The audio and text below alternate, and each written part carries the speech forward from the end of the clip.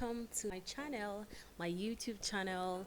My name is Omar. I am an entrepreneur and just the person who loves to share ideas, share a little bit of what I know. In the course of growing this channel, we're going to get to know more about me. But for now, I just came here today to share an important topic, which is about sunscreens.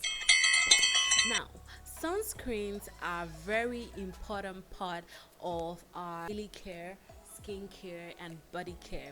Good sunscreens protect you from ultraviolet sun rays which tend to damage the skin and cause skin barriers. Now, we have some important things to note when you're choosing a sunscreen. And first will be if it's labeled broad spectrum or if it has PA plus 4 plus on it, like this,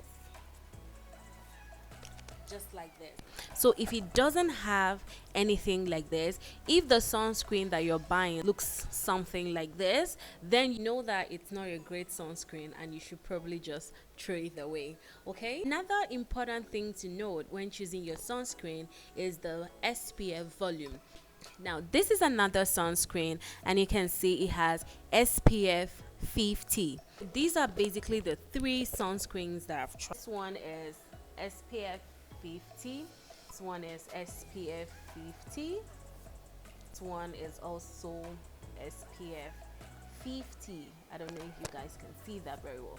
So these are three varieties of sunscreens and all of them has SPF 50 and it has this P plus AAA, which means that it is labeled broad spectrum. So the SPF content, that's how you know if it has UVA or UVB. Having a higher SPF volume is your surest way of protecting you from UVA and UVVs. UVA, are the rays that causes premature aging, and that's how you know someone who is, 25 having fine lines, wrinkles and all that stuff.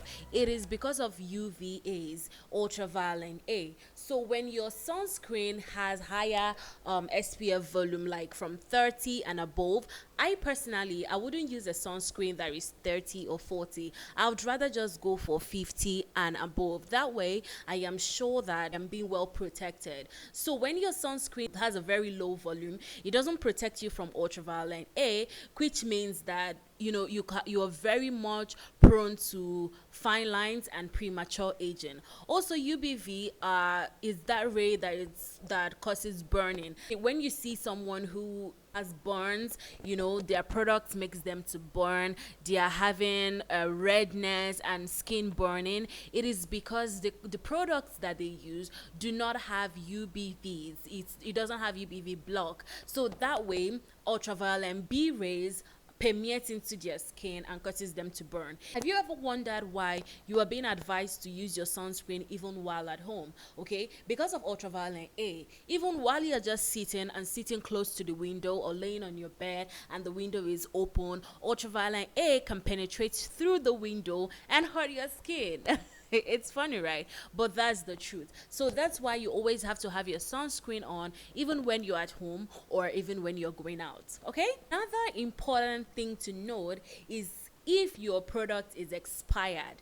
I mean, who wants to buy expired products anyways? You have to always check the expiry date of your product, because for everything that we have to use, not even to talk of something that we use on our skin, we always have to make sure that they are not expired products, because expired products don't do anything for you, So you have to always make sure that you check for expiry dates. Make sure that it's 2 years or 3 years ahead of expiration so that you're sure that you're using the right stuff. All right, you have to always check and be sure that your product has UV filters.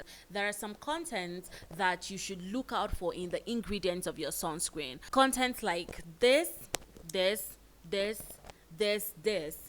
there are active ingredients in your sunscreen. It actually makes the sunscreen to sunscreen, to make sure that you're not just using a glorified moisturizer, because when your sunscreen do not have these active ingredients in it, it is just a glorified moisturizer that you're using. It is not blocking anything for you. It's doing absolutely nothing for you. So you have to make sure that you check out for this active ingredient when shopping your sunscreen. Another thing to note is it's actually okay to allow your dermatologist or your esthetician to recommend or refer you to a particular brand of sunscreen, because there are too many sunscreens in the market and you might just not know which one is best for you, for your skin type and for your skin tone. So you can actually seek for help from a professional to recommend your sunscreen for you. You don't have to actually do it all by yourself anyways. But however, if you do not have money to afford a dermatologist, you can actually just use these tips. It might just come in handy when choosing your sunscreen and when looking for a sunscreen to buy. So did you enjoy this video? Please let me know in the comments, like and share, and expect more to come. Bye.